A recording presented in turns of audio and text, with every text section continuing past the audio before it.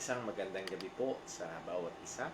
Bumali ang inyong lingkod, Brother Paul Lito Jose, pastor po dito sa Jesus Christ Baptist Church sa Santa Maria, Bulacan. And this is our time in the Word. At patuloy tayo nagpupuri sa Diyos sa Kanyang kabutihan sa atin, sa awa niya, sa Kanyang patuloy na pagkakaloob ng ating mga pangangailangan, sustento sa buhay at kalakasan.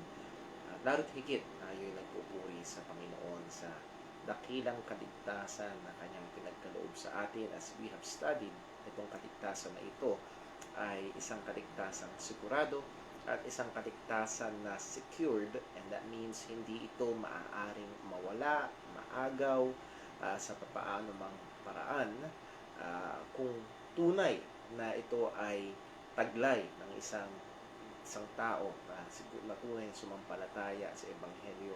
Ang kaligtasan ito hindi mawawala sapagkat ito ay gawa ng Diyos at iniingatan ng Panginoon. At kung ang nag-iingat sa ating kaligtasan ay tayo, sigurado ho ito ho ay mapapaliya, ito ay mawawala.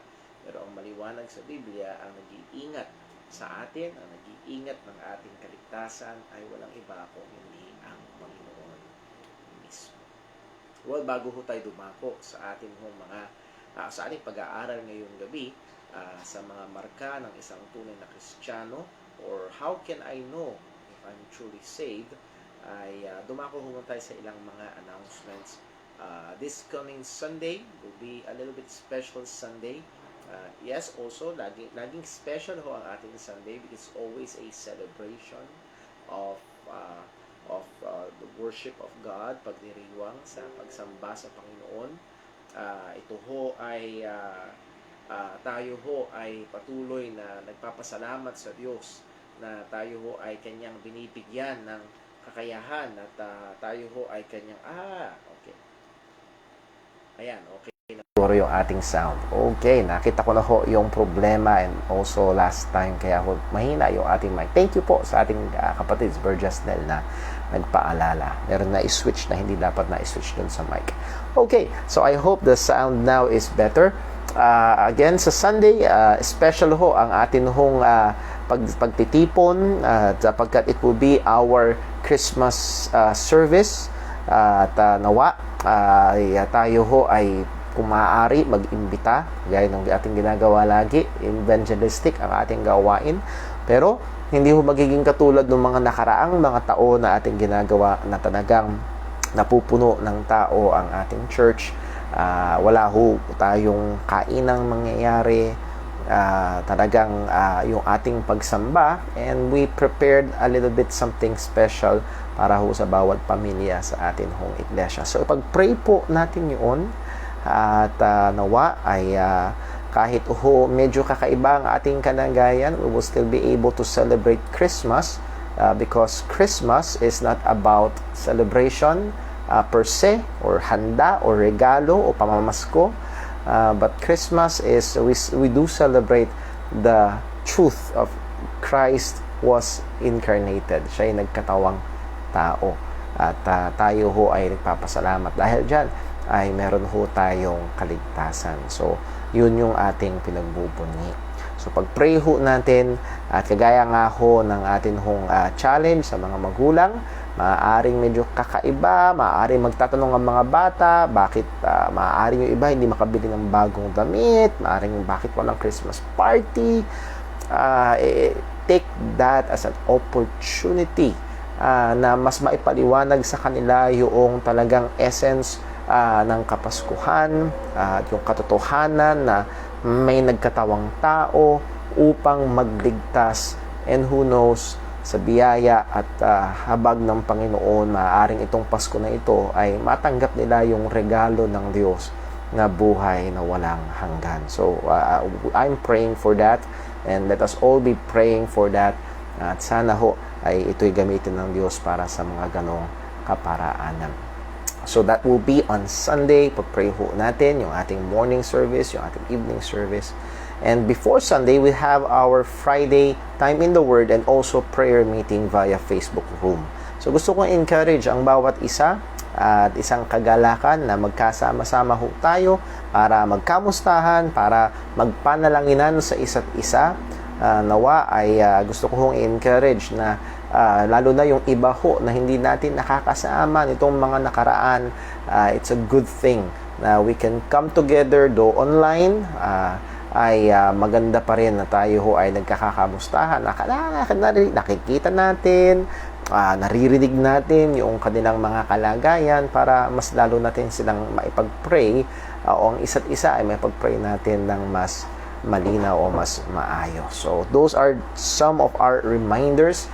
At by the way, ay sa 20 ay ang aking biyanan ay magdiriwang ng kanyang kaarawan. So that's somewhat special.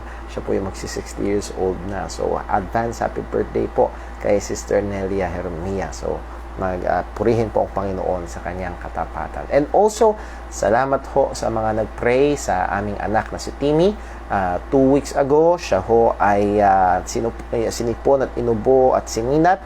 And then last Sunday, nagsimula siyang nung umaga, nagsimula siyang magsuka.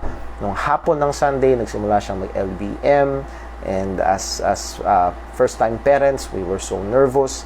At salamat sa Diyos sa mga taong ginagamit niya para magpayo, magpaalala, and then sa mga doktor, purihin ang Panginoon, maging sa mga gamot na available. And sa ngayon ho, ay hindi na ho nagsusuka, hindi na rin nag-LBM si Timmy, at unti-unti na siyang bawi-bawi. Ang maganda ay hindi nawala yung kanyang enerhiya. Sa tingin ng doktor, hindi siya mukhang na-dehydrate. So, naagapan ho yung mga bagay na yun. And so, praise God sa kanyang kabutihan. And I thank God sa mga kapatiran na talagang nariyan at lalo na sa mga panalangin. So, purihin po ang Panginoon sa mga bagay na yun. Let's keep on praying sa atin hong gobyerno. Inutos ng Panginoon yan sa mga namumuno. Mag-pray ho natin, maging ang parating ho na Pasko, na sana ho ay maging disiplinado ho ang mga tao, na sana ho ay tayo ho ay maging maingat pa rin kahit na maaaring yung iba ay mag-Christmas shopping,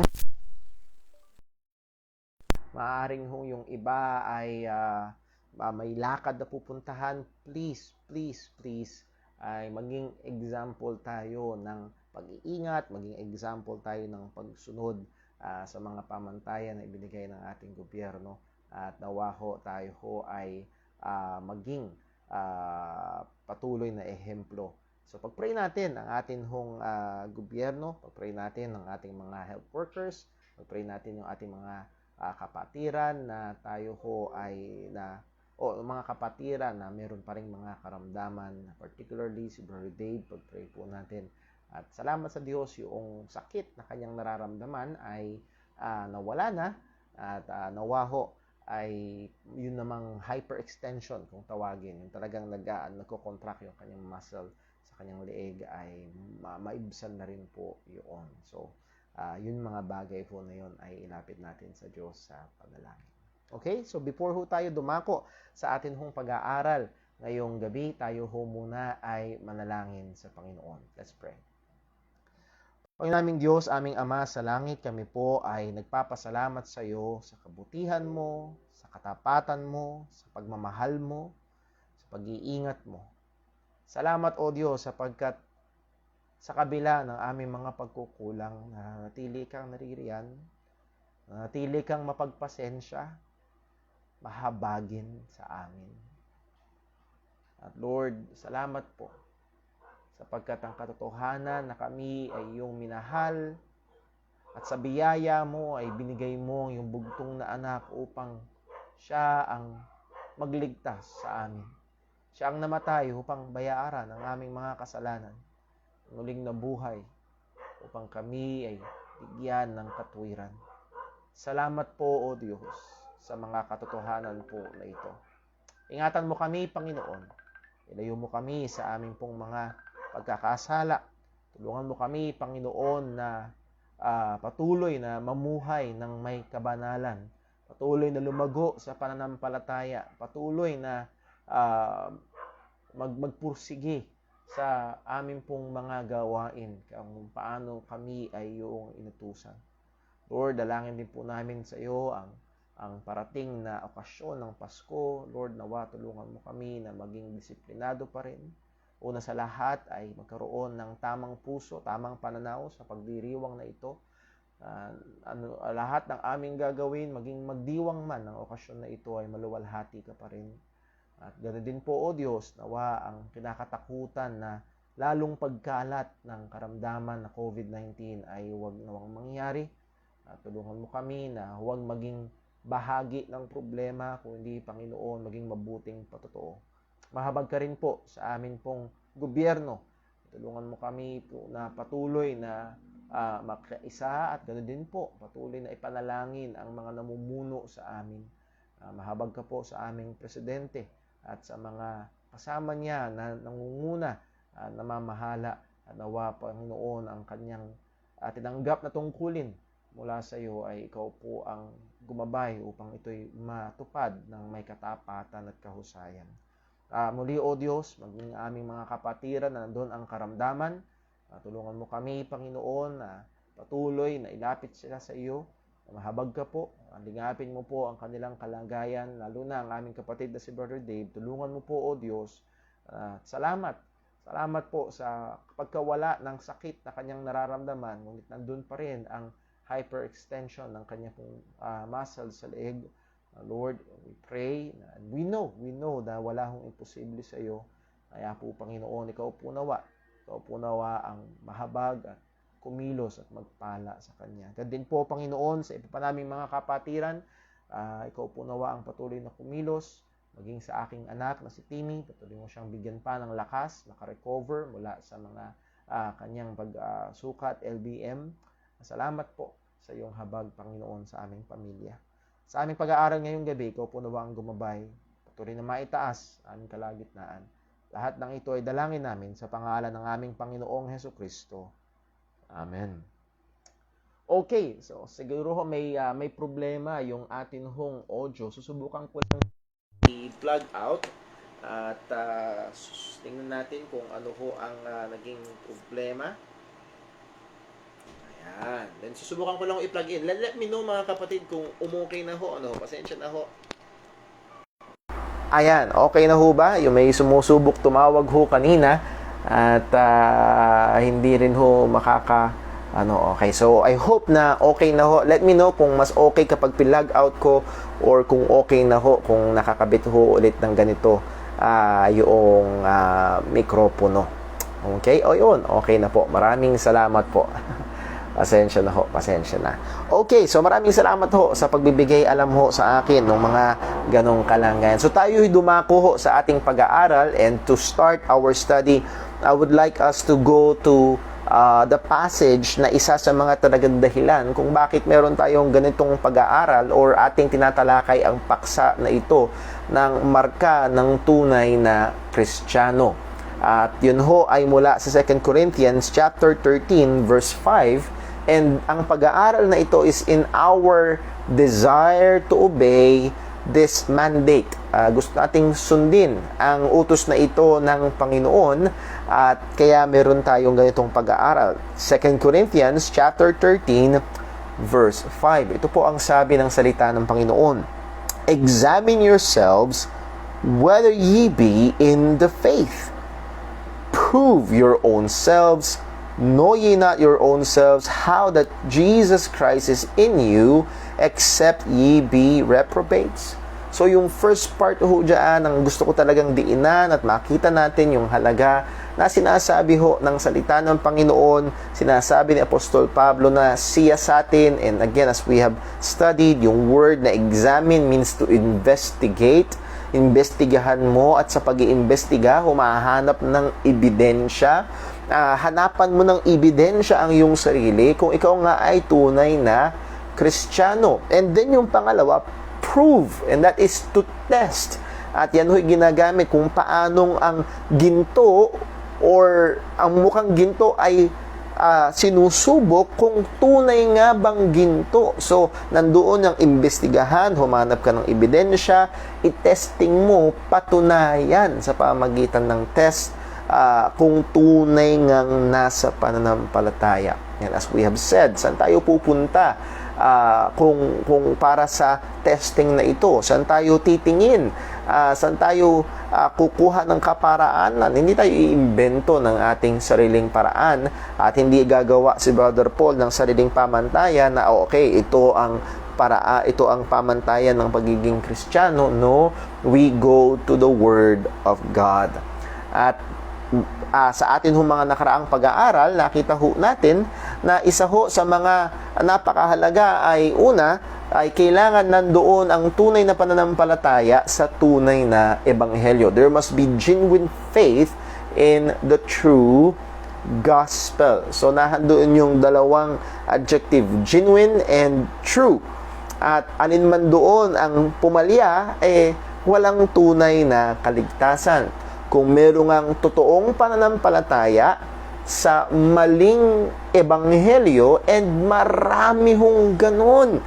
And we can see mga tao ay talagang given, paniwalang paniwala, talagang nandoon yung kanilang tiwala. And I have relatives na tiwalang-tiwala doon sa kanilang kinalalagyan. Pero pag sinukat sa salita ng Diyos, nahandoon sa kamalian. So, they may have genuine faith. Their faith may be true, pero yung pananampalataya nila ay sa hindi tunay na ebanghelyo.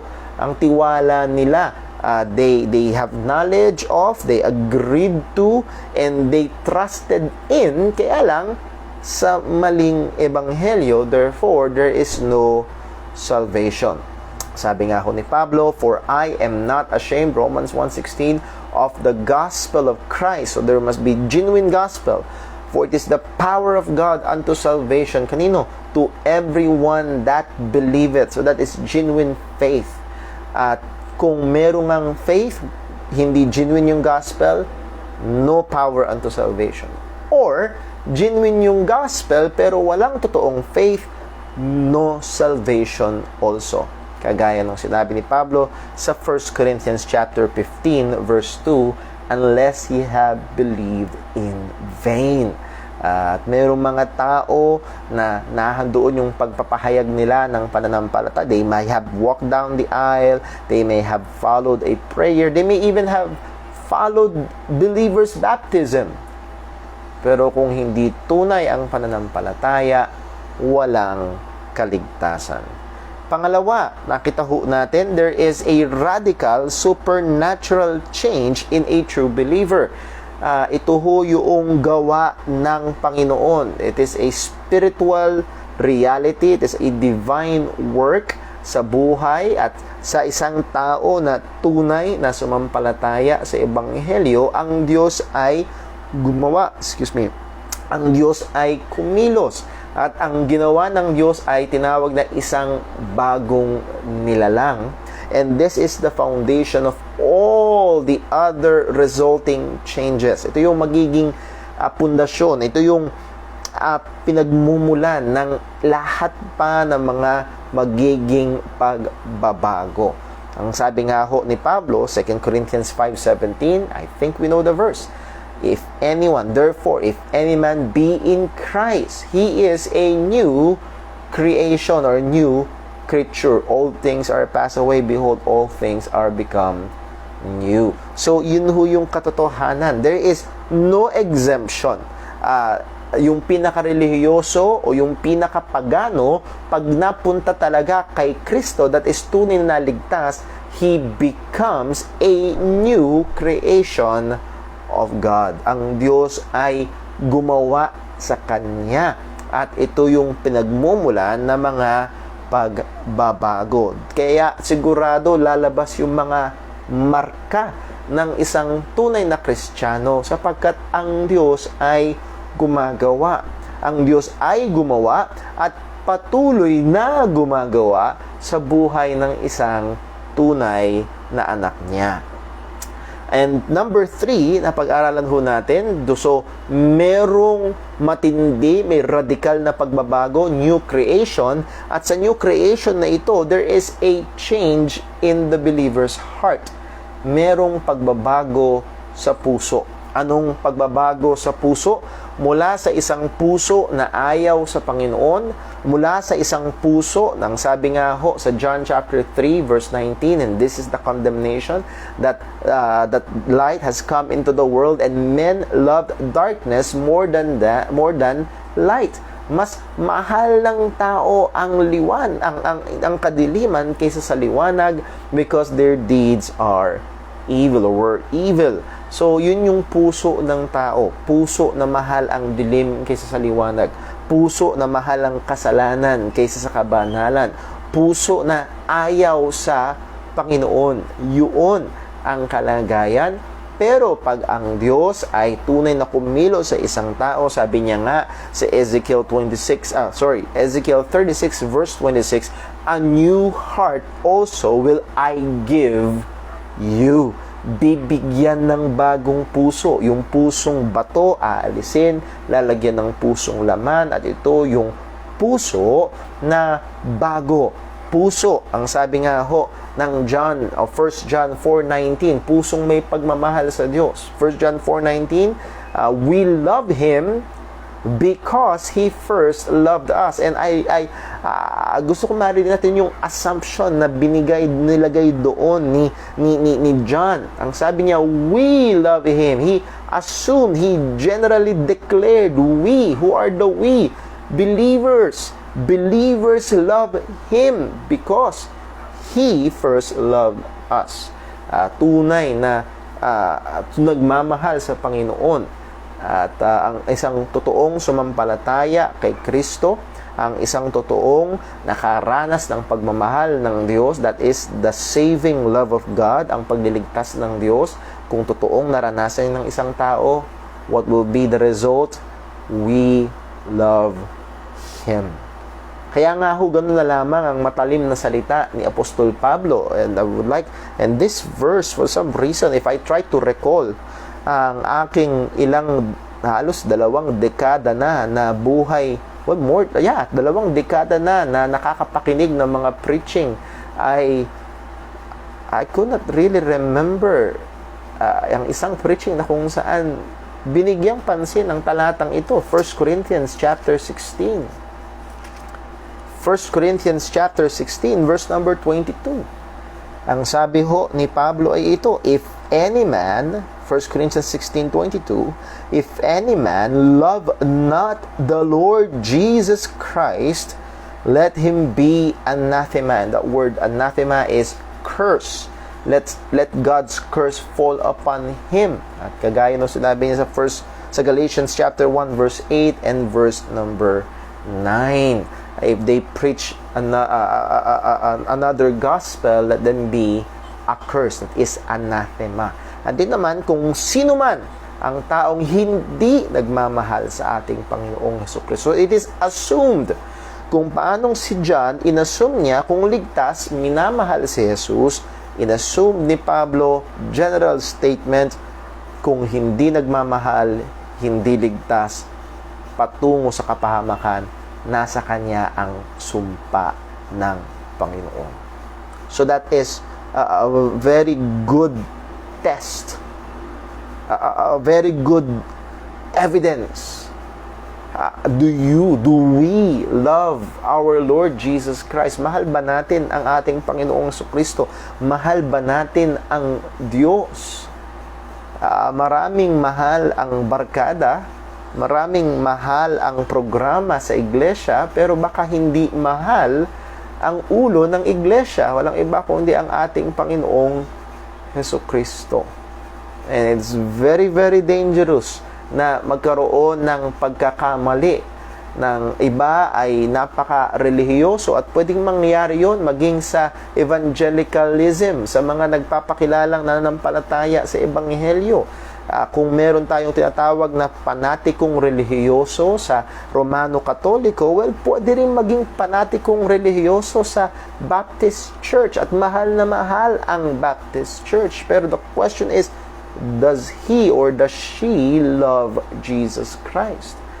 Mahal ba niya ang ating Panginoong Hesukristo? Kung hindi, malinaw ang Bible, hindi ligtas.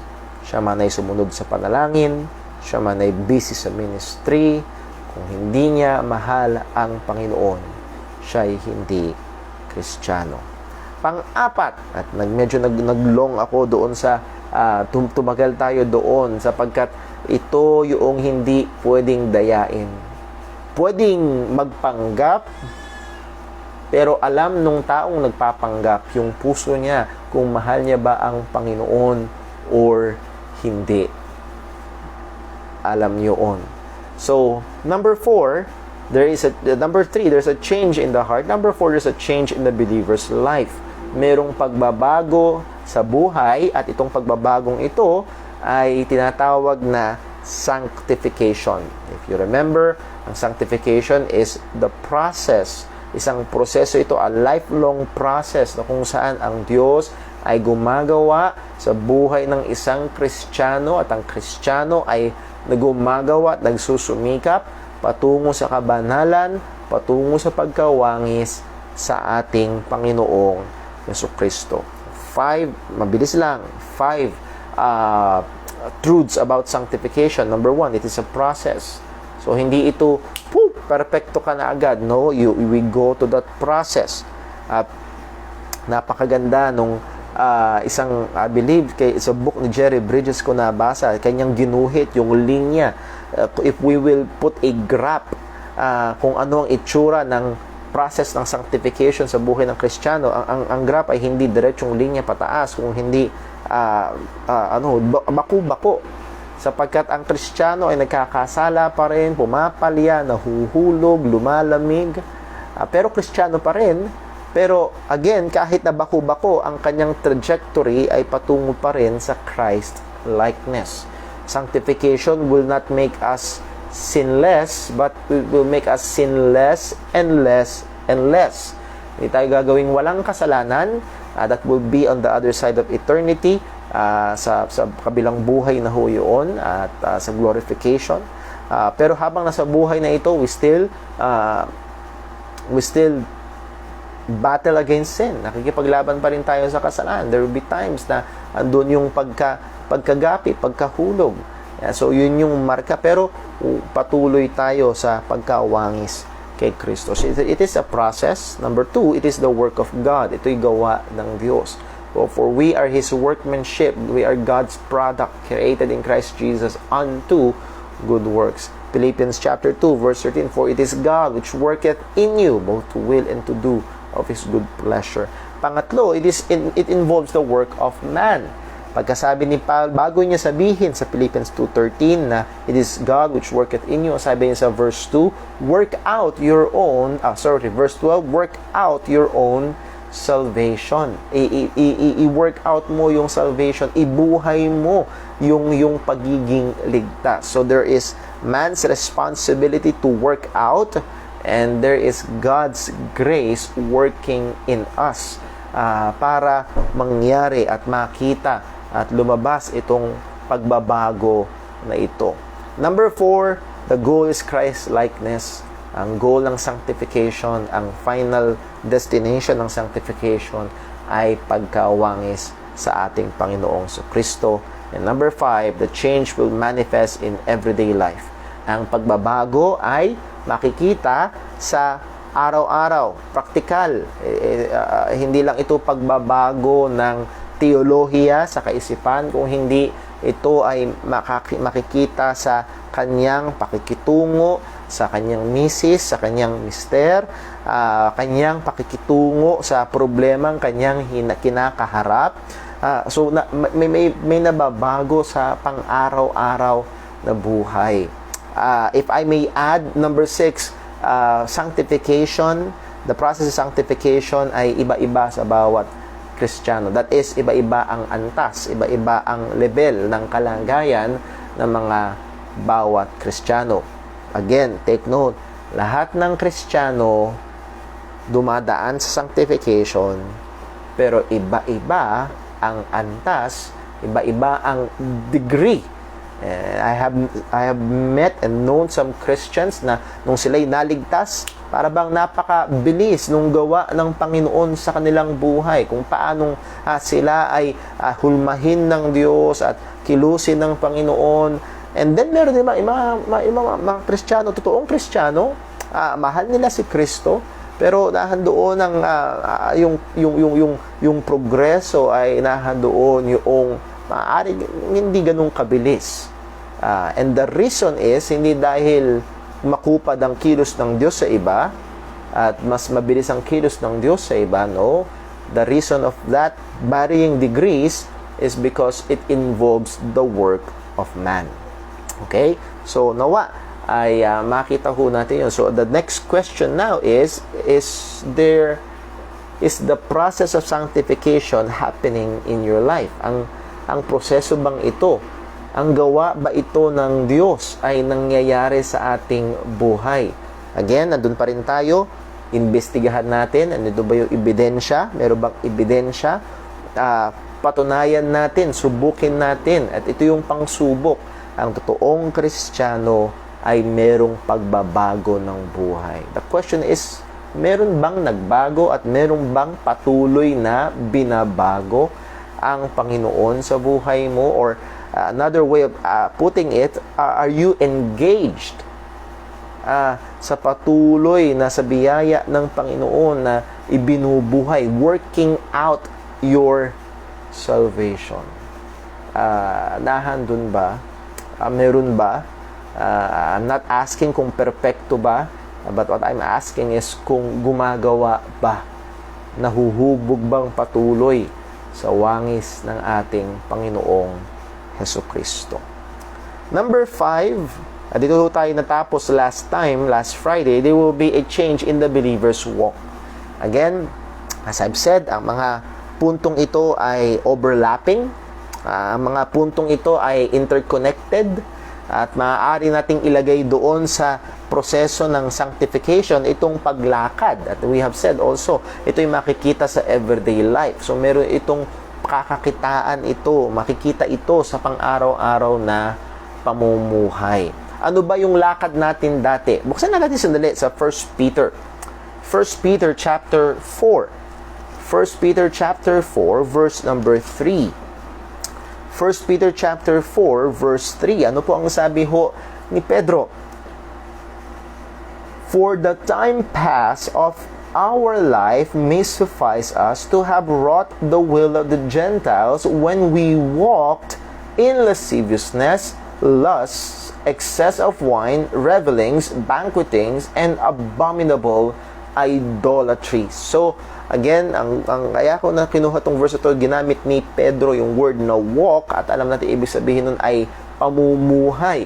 At ganito namumuhay ang hindi ligtas. Binigyan nilang mga adjectives: in lasciviousness, in lust, excess of wine, revelings, banquetings, and abominable idolatries. Yun yung paraan ng pamumuhay. Ganun nabubuhay bago maging Kristiyano. Sa Ephesians chapter 2 verse 2, ang sabi ni Pablo, wherein in time past ye walked according to the course of this world, according to the prince of the power of the air, that the spirit that now worketh in the children of disobedience. So, kung lumalakad lang ayon sa kurso ng sanlibutan, sunod sa sanlibutan, sunod sa kalayawan, sunod sa kasalanan, yun yung lakad. Now, hindi ho kailangan, and I always try to make this a point, baka mamaya ho magkaroon tayo ng maling kaisipan na itong ay naglalarawan doon sa mga taong nasa kulungan.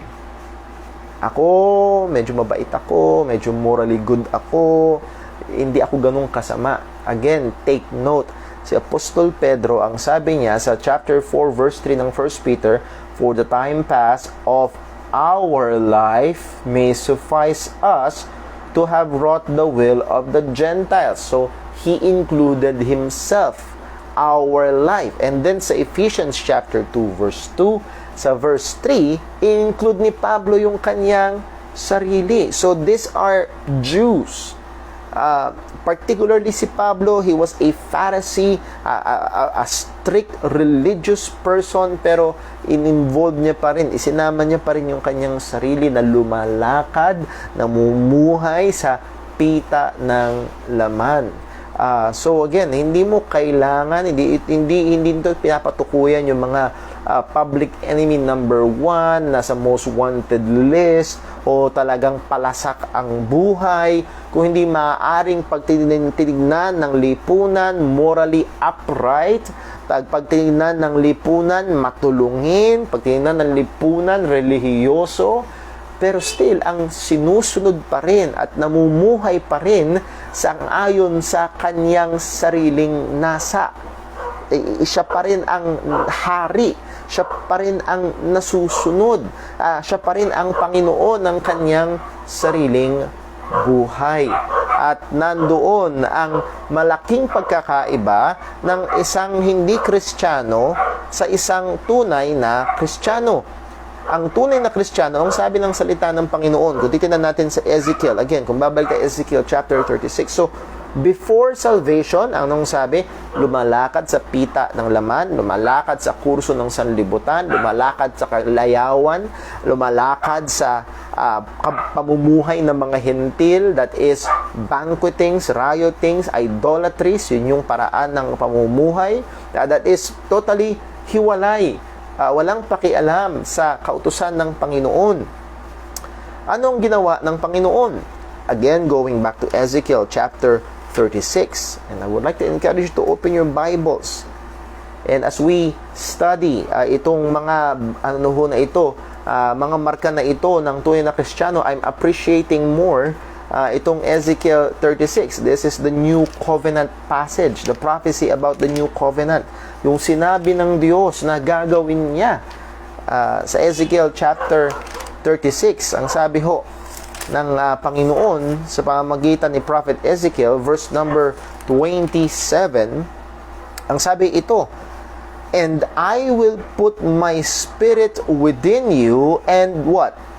Cause you to walk in my statutes, and ye shall keep my judgments and do them." So take note, ang sabi, "And I will put my spirit within you," and imply doon, "and I will cause you to walk in my statutes." So, yung paglakad, yung pamumuhay, ang Diyos daw ay gagawa at kikilos or kikilusin tayo ng Panginoon para lumakad sang-ayon sa kanyang statutes. And that's none other than the Word of God. So, makita ho natin yung malaking pagkakaiba. Ang hindi Kristiyano, walang pakialam sa salita ng Diyos, lumalakad sang-ayon sa kanilang sariling paraan. Sa paraan ng sanlibutan, sa paraan ng pita ng laman, kung anong ginagawa ng karamihan, sunod lang sila doon, sunod lang sila doon, sunod lang sila doon. Pero, kakaiba sa isang tunay na mananampalataya. Again, this is a process at lumalago dito. Pero nandoon ang pagsisimula ng paglakad sang-ayon sa salita ng Panginoon. So, yun, may nagbabago sa lakad. At isang magandang passage na tinignan natin ay sa 1 John chapter 1. 1 John chapter 1, ang sabi ho ni Apostol Juan ho dito sa 1 John chapter 1 ay sa verse number 5. "This then is the message we have heard of him and declared unto you, that God is light and in him is no darkness at all. If we say we have fellowship with him and walk in darkness, we lie and do not the truth." So again, malinaw ang sinabi ni John. Kung sinasabi natin na meron tayong fellowship, that is, meron tayong relationship, na tayo ay Kristiyano, na tayo ay mga anak ng Diyos, na tayo nga ay born again.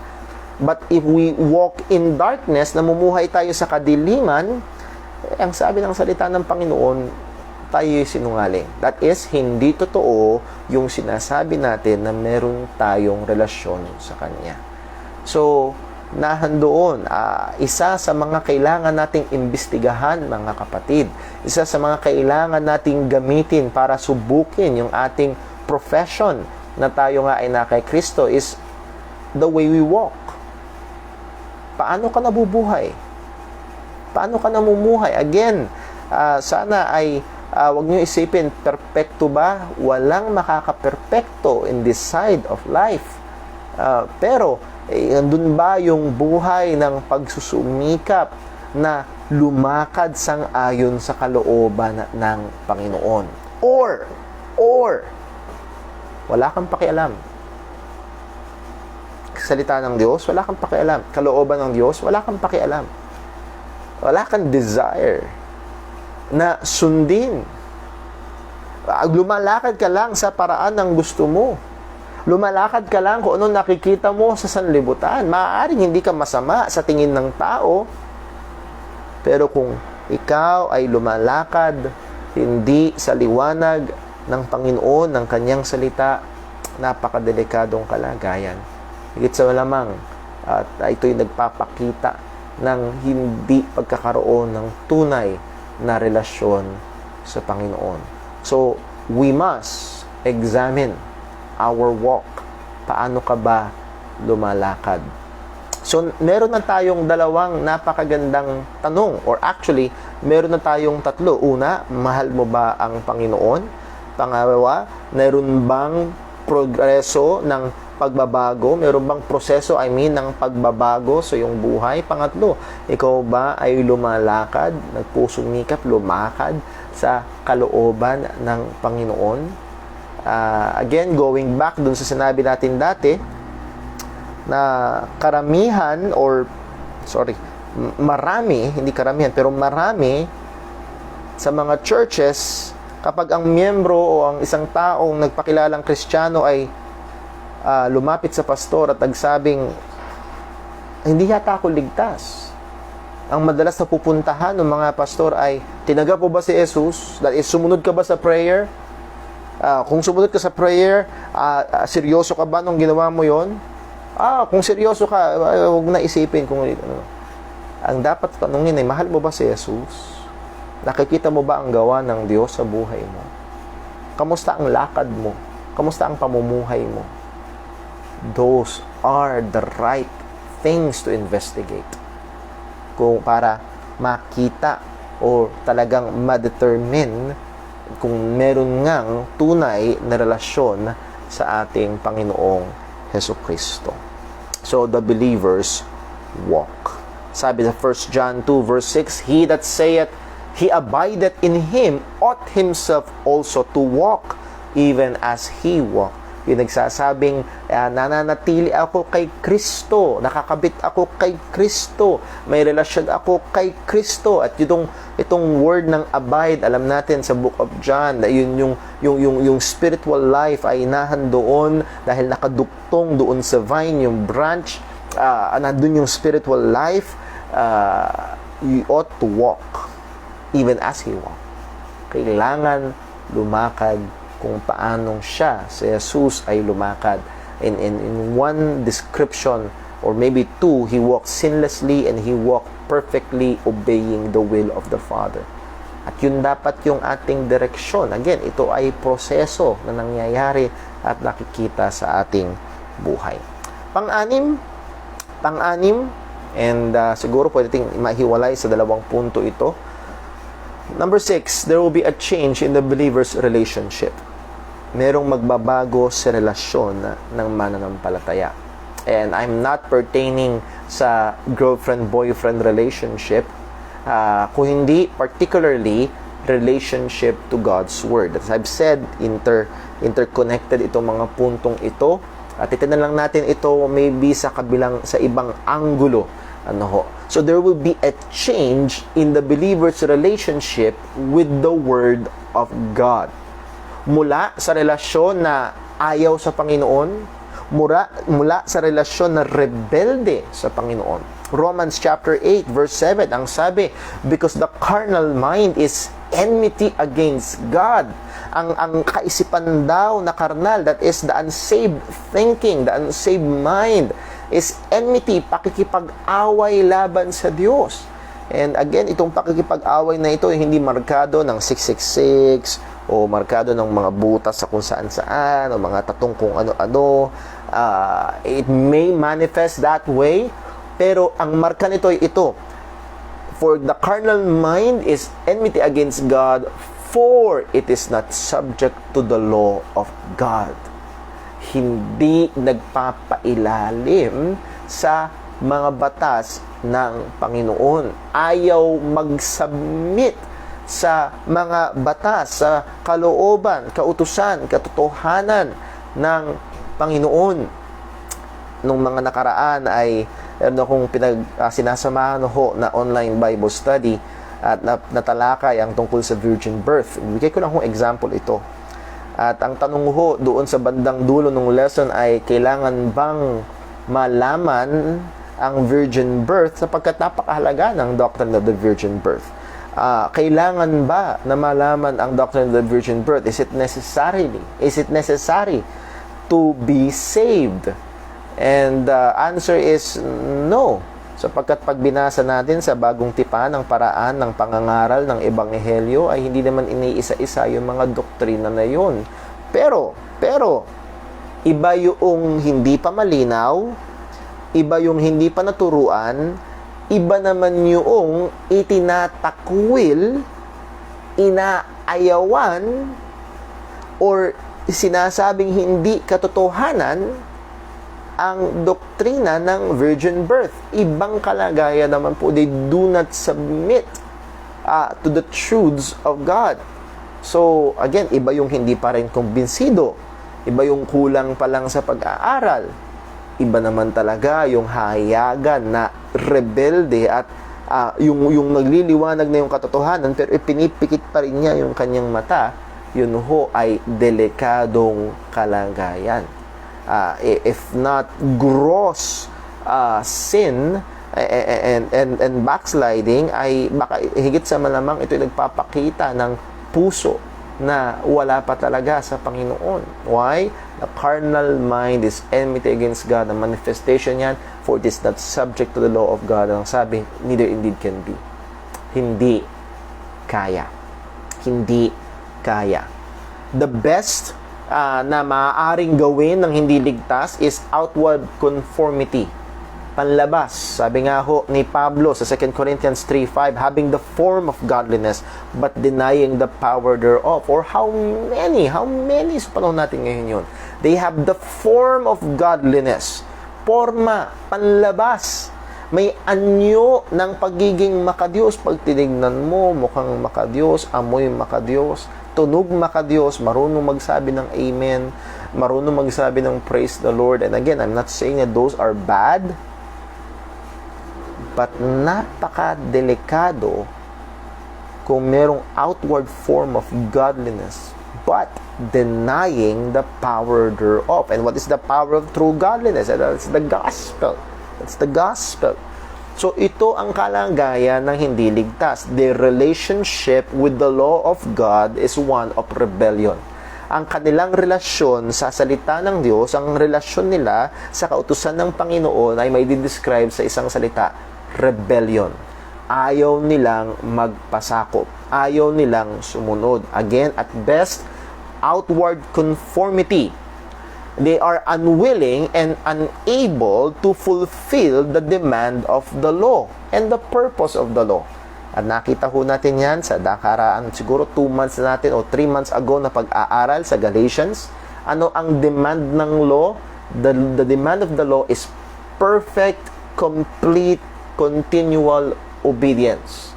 Kaya ang sabi sa Galatians 3 verse 10, for as many as are of the works of the law, if you're still trying to save yourself by the law, ang sabi niya, are under the curse. Ikaw ay nasa ilalim ng sumpa. Ikaw ay nasa ilalim ng parusa. Bakit?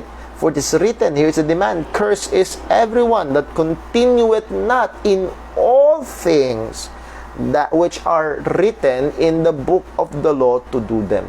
So you need to continue and in all. So tuloy-tuloy at sa lahat perpektong pagsunod. Kung hindi mo matutuloy-tuloy at hindi lahat ay perpekto, you are under the curse. At maliwanag salita ng Diyos, hindi natin kaya. Hindi natin kaya sapagkat ang sabi ni Apostol Pablo sa Romans chapter 8, because the law is weak because of the flesh, dahil sa ating makasalanang laman. Wala sa batas ng Diyos ang problema, nasa atin. So we cannot fulfill the demand of the law, and we do not want to do the purpose of the law. Ano ibig sabihin, Brother Paul? Ang purpose ng kautusan ay hindi gawin kang banal. Ang purpose ng kautusan ay hindi para iligtas ang makasalanan. Ang purpose ng kautusan ay para dalhin ang makasalanan sa tagapagligtas. Galatians chapter 3 verse 24, wherefore the law was our schoolmaster to bring us unto Christ, that we might be justified by faith. So that is the purpose of the law, to bring us to Christ, para masumpungan na rin tayo kay Kristo, para tayo ay maligtas, ariing ganap sa pamamagitan ng pananampalataya sa ating Panginoong Jesus. And many would not subject to that. Ayaw nila na magpasakop, ayaw nila na sumunod sa salita ng Diyos na ito, ayaw nilang magpasakop sa utos ng Diyos na ito. By the way, ang pagsampalataya sa Ebanghelyo, ang pagsampalataya kay Kristo ay hindi pakiusap ng Diyos, hindi rin to suggestion ng Panginoon, ito'y utos ng Diyos. Ang sabi ni Apostol Pablo, he now commands all men everywhere to repent. It is God's command to all men everywhere na magsisi at sumampalataya sa Ebanghelyo. At ang hindi pagsampalataya sa Ebanghelyo ay pagiging rebelde laban sa Diyos. So let me ask the question, have you believed the gospel? Sumampalataya ka na ba? Nagpailalim ka na ba sa sinabi ng salita ng Panginoon? At ito'y tinuturo ka, pinapakitang ikaw ay makasalanan, at tinuturo kang lumapit sa tagapagligtas at magtiwala sa Kanya. Walang iba kundi sa ating Panginoong Jesucristo. That is the purpose of the law. And the unbeliever, sabi ng salita ng Diyos, is rebellious against that. Ayaw niyang sumunod sa mga utos ng Panginoon, hindi niya kaya, at ayaw niyang lumapit at sumampalataya kay Kristo. Yun ang kalagayan ng hindi ligtas. Now, pagdating naman sa isang mananampalataya, pagdating sa isang tunay na Kristiyano, again, going back sa Ezekiel chapter 36, ang sabi ng salita ng Panginoon, and verse 27, I will put my spirit within you and will cause you to walk in my statutes, and ye shall keep my judgments and do them. Ang isang tunay na Kristiyano ay magkakaroon, ang isang taong tunay na sumampalataya kay Kristo, tunay na naging Kristiyano, ay magkakaroon siya, tiyak magkakaroon siya ng bagong relasyon sa salita ng Diyos, sapagkat ang Diyos ay gumawa sa kanyang puso, inilagay ang banal na spirito at kumilos sa kanyang buhay para siya sumunod, magpailalim, lumakad, ingatan, gawin ang salita ng Panginoon. He has a new relationship with the Word of God. Hindi na ngayon siya rebelde sa salita ng Panginoon, kundi siya ngayon ay magpapailalim na sa salita ng Diyos, sapagkat ito ang salita ng Diyos na nagligtas sa Kanya. Ito ang Diyos ay gumawa sa Kanya para siya ay maging masunurin sa salita ng Panginoon. And again, what I'm stressing is, it is a process. We grow in our submission. We grow in our obedience sa salita ng Diyos. But again, paano bang magandang halaman? Ang halaman ay lumalago, pero merong halaman. At least dapat merong halaman. At least dapat ay nandoon, merong pagsunod, merong pagsusumikap. At yan ay palago ng palago. Pero kung wala man lang wala man lang, and you find yourself, ang relasyon mo sa salita ng Diyos ay ayaw mo ng salita ng Diyos, rebelde ka sa salita ng, ayaw mo ng katotohanan ng salita ng Panginoon. Let me just give an example. Isang young people sa church na in love sa hindi Kristiyano. Sinabihan ng pastor, pinakita ang salita ng Diyos, pero mas pinili niya yung hindi Kristiyano at sawayin ang salita ng Panginoon. Dalawa lang ho ang pwedeng kalagyan. One, it's either sa kanyang pagsunod, pwede siyang bumagsak, or ayaw niyang magpailalim sa salita ng Panginoon. Kailangan niyang subukin, imbestigahan ang kanyang sarili. Again, that's just an example na I'm not saying na lahat ng nagkikipagrelasyon sa hindi ligtas ay hindi ligtas, pero baka ang nagiging dahilan kung bakit po ito ay nangyayari ay baka hindi pa talaga mananampalataya ni Kristo. Ano ang kalagayan ng isang Kristiyano?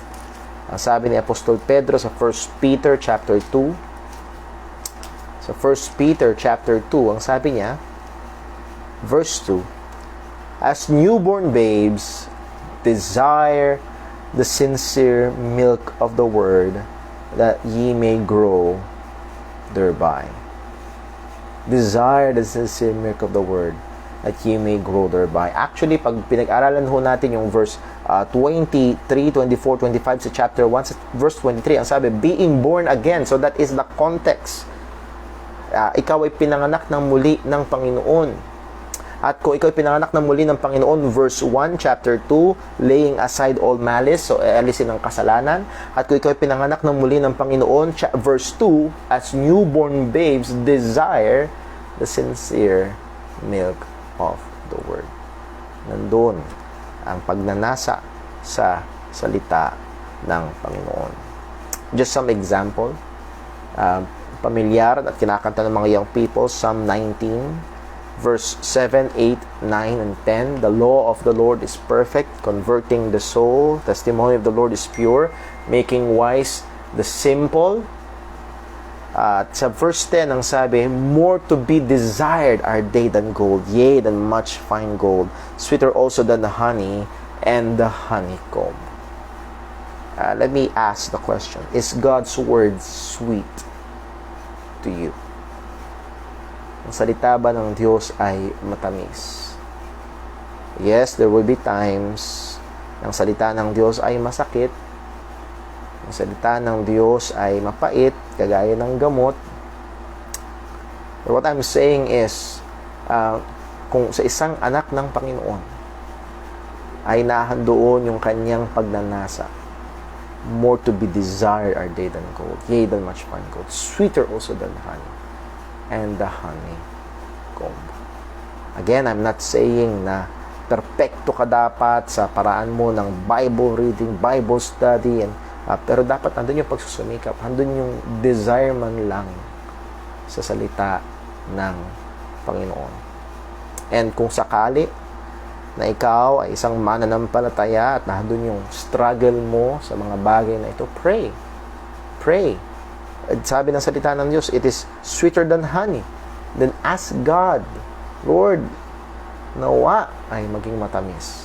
Nawa ay magkaroon ako ng patuloy na gaya ng sanggol ay hindi matahimik na pagnanasa sa iyong salita. Ang sabi pa sa Psalm 119 verse 72, the law of thy mouth is better unto me than thousands of gold and silver.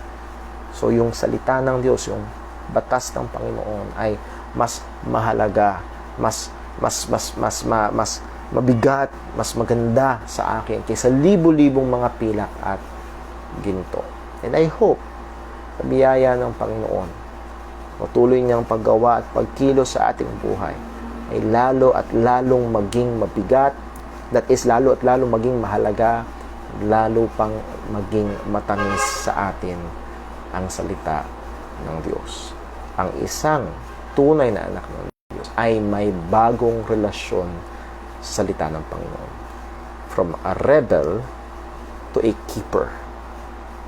Mula sa rebelde, siya ngayon ay tagatupad na ng salita ng Diyos. Let us end sa sinabi ni John sa 1 John chapter 2. Let this be our ending passage sa ating pag-aaral ngayong gabi. 1 John chapter 2. Ang sabi ho ni John ay ito, verse 3. And hereby we do know that we know Him, if we keep His commandments. Sa pamamagitan nito, malalaman natin na kilala natin siya. At tayo'y tunay na sa Kanya. Kung iniingatan, that is, ginagawa, tinutupad natin ang Kanyang mga kautusan. Ang itsura ng hindi Kristiyano ay rebelde sa salita ng Panginoon. Ang Kristiyano ay nagsusumikap sa biyaya ng Diyos na tupdin ang salita ng Panginoon. So the question is, how's your relationship? How's our relationship with the Word of God? Patuloy ho natin na siyasatin yung ating mga sarili at subukin ang ating mga sarili sa pamamagitan ng mga katotohanan na ito. Let's pray. Panginoon naming Diyos, aming Ama sa langit, salamat po sa kabutihan mo, sa pasensya mo, sa katotohanan na ikaw ang may hawak sa amin. Lalo't higit sa katotohanan na si Jesus ay namatay para sa amin. Salamat po sa kaligtasan. At salamat po sa katotohanan na ikaw, O Diyos, ang gumawa, ang kumilos. Nung kami ay yung niligtas, ay kami ay isang bagong nilalang na produkto mo. At nandun man ang mga challenges, nandun man ang mga naging gawi na kasanayan, kultura, o Panginoon, ang katotohanan ng iyong salita, na bibigyan mo kami ng puso. Paalisin mo ang puso na bato at papalitan mo ng puso na laman. Na ilalagay mo sa amin ang iyong spirito, na ikaw ang kikilos upang kami ay lumakad sang-ayon sa iyong kautusan. O nawa ang katotohanan ito ay lalong magtulak sa amin, magbigay lakas sa amin, na hindi ito kami sa aming sarili, kundi ikaw, O Diyos, na kumikilos sa amin. At kami sa biyaya mo ay magsusumikap to work out our salvation. O nawa, gamitin mo ito patuloy sa kahamon ng iyong mga anak, sa patuloy na paggawa, pagsusumikap sa wangis ng aming Panginoong Jesus. Gamitin mo rin ito sa paggising sa mga nadadaya kung sila man ay hindi patunay na mananampalataya. Salamat sa biyaya mo, salamat sa salita mo. Sa buong magdamag na ito, ingatan mo kami. Gamitin mo kami. Muli, O Diyos, mahabag ka po sa amin pong mga kapatiran. Aking pong inihiling na mahabag ka po sa aming anak na si Timmy. Tuloy mo siyang bigyan ng lakas at kagalingan. Sa pangalan ni Jesus na pong aming dalangin. Amen. Maraming salamat po mga kapatid, at nawa next Friday ay magkasama-sama tayong muli sa ating pag-aaral and also sa ating prayer meeting through Facebook po. God bless po. Ingat po tayong lahat. Magandang gabi.